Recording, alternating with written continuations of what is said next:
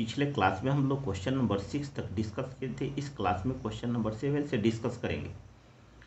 यहाँ आपका दो फंक्शन है एफ एंड जी, दोनों के दोनों फंक्शन रियल नंबर से रियल नंबर में डिफाइंड है respectively by f x equal to x plus 1 and g x equal to 2x minus 3। Find addition of two real functions, subtraction of two real functions and quotient of two real functions. यह आपको find out करना है। Given that fx is equal to x plus 1 and gx is equal to 2x minus 3. Now addition of two real functions f and g, that is f plus g into x, यह आपका हो गया fx plus gx, और fx का value है आपका x plus 1 और gx का वैल्यू है आपका 2x minus 3। अब दोनों को पुट कर दिए और x plus 2x that is 3x और 1 minus 3 that is minus 2। Next subtraction of two real functions f and g, that is f minus gx, fx minus gx, fx का value put कर दिए x plus 1 and gx का value put कर दिए 2x minus 3। अब bracket हटा तो यह आपका हो गया minus 2x minus minus plus 3। अब चलिए 3 और 1 4 आपका हो गया और x minus 2x that is minus x। Next आपका है quotient of two real functions f and g, that is f upon gx is equal to fx upon gx where gx not equal to 0। fx का value है x plus 1, gx का value 2x minus 3 where 2x minus 3 not equal to 0। x plus 1 upon 2x minus 3 and x not equal to 3 by 2। Next question number 8। यह आपका f function है जो defined है 1, 1, 2, 3, 0, -1 और -1, -3। Be a function from set of integer to set of integer defined by f x equal to a x plus b for some integers a, b determine a and b। अब देखिए यहाँ पर यह जो दिया हुआ है फंक्शन, इससे आपको a और b का वैल्यू फाइंड आउट करना है। तो देखिए इस फंक्शन का क्या मीनिंग हुआ, सो देखिए यहाँ कहने का मतलब है कि जब x का वैल्यू 1 होगा तो f1 का वैल्यू 1 होगा, जब x का वैल्यू 2 होगा तो f2 का वैल्यू 3 होगा, जब x का वैल्यू 0 होगा तो f0 का वैल्यू -1 होगा, जब x का वैल्यू -1 होगा तो f -1 का वैल्यू -3 होगा। अब देखिए यह चार में से कोई दो हम लोग यूज करेंगे और a और b का वैल्यू आपका निकल जाएगा। तो चलिए सीखना स्टार्ट करते हैं। F x equal to x plus b आपका है, when x equal to 1, f1 equal to 1 और एफ एक्स है ए एक्स प्लस बी। तो जहाँ x है वहाँ हम 1 पुट कर रहे हैं, तो a into 1 plus b equal to 1, a into 1 plus b equal to 1, a plus b equal to 1 आ गया। नेक्स्ट जब x का वैल्यू 2 है तो f2 का वैल्यू 3 है, तो when x equal to 2, f2 equal to 3। अब जहाँ जहाँ x है वहाँ 2 पुट कर दिए, तो यह आपका हो गया a into 2 plus b equal to 3, 2a plus b equal to 3। अब इक्वेशन फर्स्ट एंड सेकंड से हम लोग a और b का वैल्यू निकाल देंगे। तो चलिए इक्वेशन फर्स्ट को सेकंड में सब्सट्रैक्ट कर दिए, तो 2a plus b equal to 3, a plus b equal to 1 subtract कर दिए, साइन चेंज कर गया। अब यह आपका 2a में से a गया माइनस a हो, 2a में से a गया a आ गया और b आपका कैंसिल हो गया, यह b से b कैंसिल हो गया। अब 3 - 1 तो यह आपका 2 हो गया, तो a का वैल्यू आपका 2 हो गया। अब a का वैल्यू हम लोग पुट कर देंगे इक्वेशन फर्स्ट में या सेकेंड में, किसी में पुट कर सकते हैं। तो फर्स्ट में पुट कर दिए, तो b इक्वल टू 1 - a और a का वैल्यू 2 है, पुट कर दिए 1 - 2 तो -1 आ गया। So a equal to 2 and b equal to -1। Next question number 9। अब देखिए 9 नंबर क्वेश्चन कहता है let r be a relation from natural number to natural number defined by r is equal to a, b such that a b belongs to natural number and a is equal to b square. Are the following true. यहाँ 3 आपका statement दिए हुए हैं, आपको बतलाना है कि यह true है कि फॉल्स है। चलिए पहला स्टेटमेंट है a, belongs to r for all a belongs to natural number. Second है a, b belongs to r implies b, a belongs to r। Third है a, b belongs to r and b, c belongs to r implies a comma c belongs to r. हम लोग एक एक करके देखेंगे कि कौन ट्रू है कौन फॉल्स है। तो चलिए, यह आपका दिया हुआ है relation a comma b such that a b belongs to natural number and a equal to b square.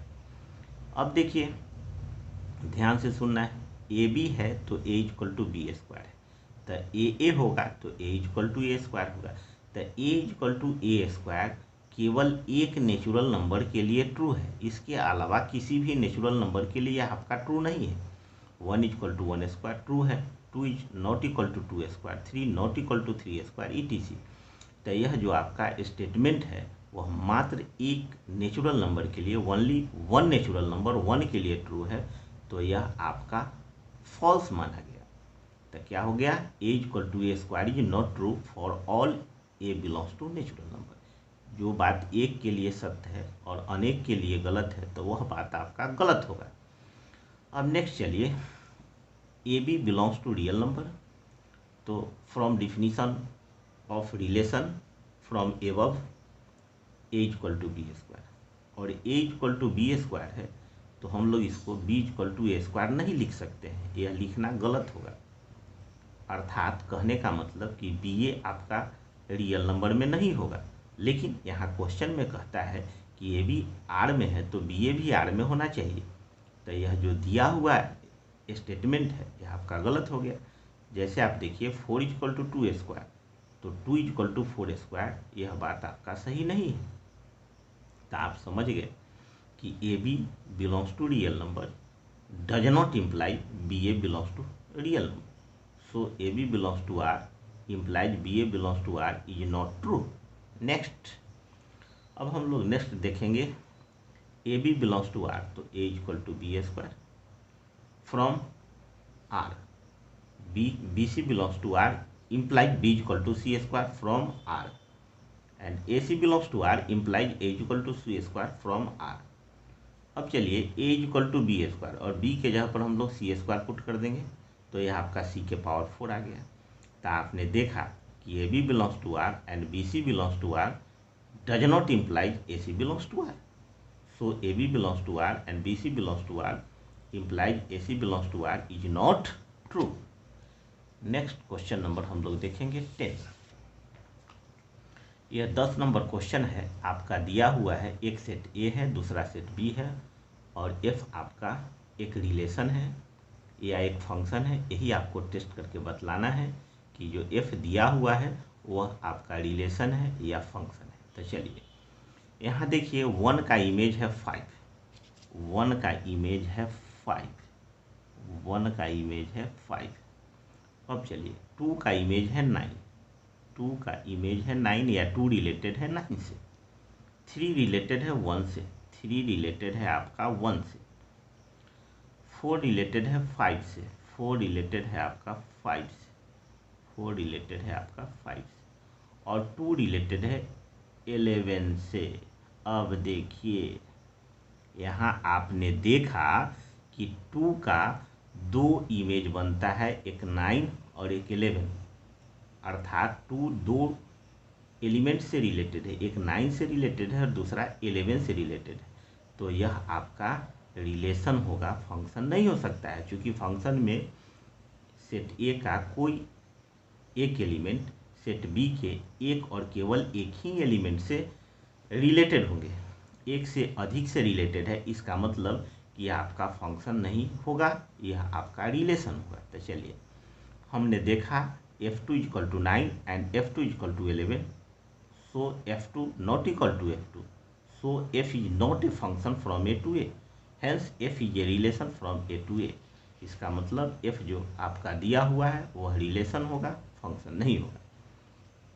अब हम लोग नेक्स्ट क्वेश्चन नंबर 11 देखेंगे। Let f be the subset of z cross z।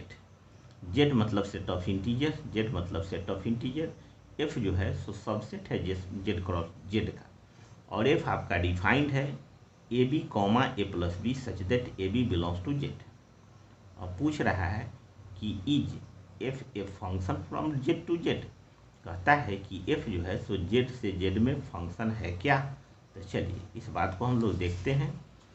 अब सबसे पहले इस बात को बढ़िया से समझने के लिए आप देख लीजिए, हम लोग आपको न समझा दें कि जेड क्रॉस जेड क्या होता है। तो set of integer dot dot -3 -2 -1 0 1 2 3 dot dot dot cross set of integer dot dot -3 -2 -1 0 1 2 3 dot dot dot. अब देखिए इसका हम लोग ऑर्डर्ड पेयर निकालेंगे। तो एक एलिमेंट इसका उठाएंगे और इससे ऑर्डर लगाएंगे तो जिंदगी बीत जाएगा। एक एलिमेंट का हम लोग ऑर्डर नहीं लगा सकते हैं, ठीक है। फिर दूसरा का, फिर तीसरा का, इसी तरह से आप समझ गए। तो अब चलिए, अब f का वैल्यू हम लोग फाइंड आउट करते हैं। तो ए बी और a प्लस बी है। तो जब a का वैल्यू 0 और b का वैल्यू 1, देन ए बी और a प्लस बी आपका 0 1 आ गया। व्हेन a इक्वल टू 0 और b equal to 2, then a b and a plus b, तो यह आपका 0,2 आ गया। व्हेन a का वैल्यू 0 एंड b का value 3, a b a plus b, यह आपका 0,3 हो गया। व्हेन a का वैल्यू 0, b का value -1, a b a plus b 0,-1 आ गया। तो आप यहाँ देख लिए कि f0 का वैल्यू 1, फिर f0 का वैल्यू 2, फिर f0 का वैल्यू 3, फिर f0 का वैल्यू -1। और आप जानते हैं कि फंक्शन होने के लिए एक एलिमेंट का एक और केवल एक ही इमेज होना चाहिए, एक और केवल एक ही वैल्यू होना चाहिए। तो आप समझ गए कि यहाँ जो f दिया हुआ है वह आपका फंक्शन नहीं है z से z में। So f is not a function from z to z। अब चलिए next and last question number 12। यह ए सेट है जिसका एलिमेंट है 9, 10, 11, 12, 13 और f आपका फंक्शन है जो डिफाइंड है a to natural number, n मतलब सेट ऑफ नेचुरल नंबर, और ए सेट है जो दिया हुआ है आपका। Be defined by f n equal to the highest prime factor of n, the highest prime factor of n. Find the range of f, of आपका f का range find out करना है। तो चलिए, given that f n equal to the highest prime factor of N.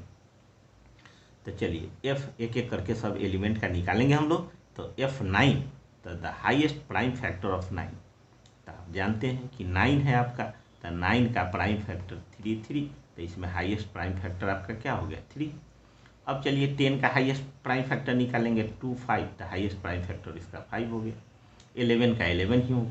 अब देखिए 12 का 2, तो यह 6, 2 तो 3, तो आप समझ गए कि 12 का हाईएस्ट प्राइम फैक्टर 3 हो गया। अब चलिए 13 का तो 13 ही होगा, 13 का 13 ही होगा। तो आप देख लिए कि f9 का वैल्यू 3 आ गया, f10 का वैल्यू 5 आ गया, f11 का वैल्यू 11 आया, f12 का वैल्यू 3 आया और f13 का वैल्यू 13 आया।